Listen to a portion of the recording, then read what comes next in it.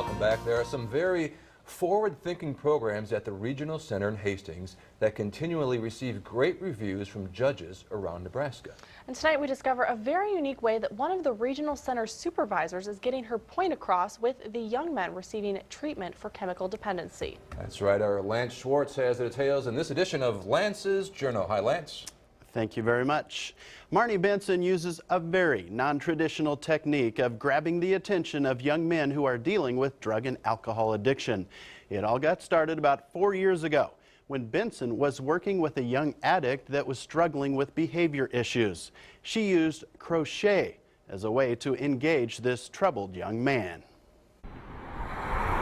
As supervisors, we spend our time with some of the kids who are struggling a bit more with rule compliance and that sort of thing. Most of the young substance abusers that Marnie Benson works with are boys, 15 to 18 years of age. It's really hard to tell a 17-year-old you can't ever use again, so maybe you haven't hit rock bottom, but do you really want to do that? Marnie never would have guessed that one day one of her young male clients would teach her how to crochet. We worked out a deal that if he had certain behaviors, if he adhered to the rules for so many days in a row, I'd sit down with him for an hour and he could teach me.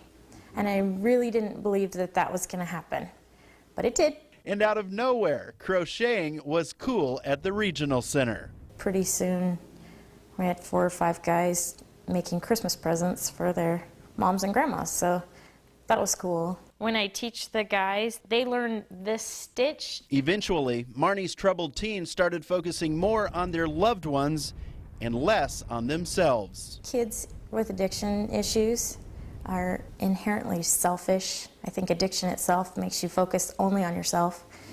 And so it's pretty cool when they think about somebody else and they want to make a gift for their grandma or their baby on the way. As an added personal bonus for Marnie, she discovered a previously untapped talent. Where you place your hook is what makes it cool and different. She got so good at crocheting, she started her own business called Strictly Yarn. I guess I started Facebook in general and posted pictures of things that I did, and as soon as I would post a picture, somebody would want one. Marnie specializes in owl hats. Like the little glint in the eye is a Marnie thing. This 34-year-old is now even creating patterns for other crafty crocheters. It's a lot of work to write a pattern, but I think it's cool that somebody who can crochet a little can make one of my hats, and the ones I've seen have turned out pretty great. Just like that one. It is pretty amazing what learning how to crochet has done for Marnie and her career.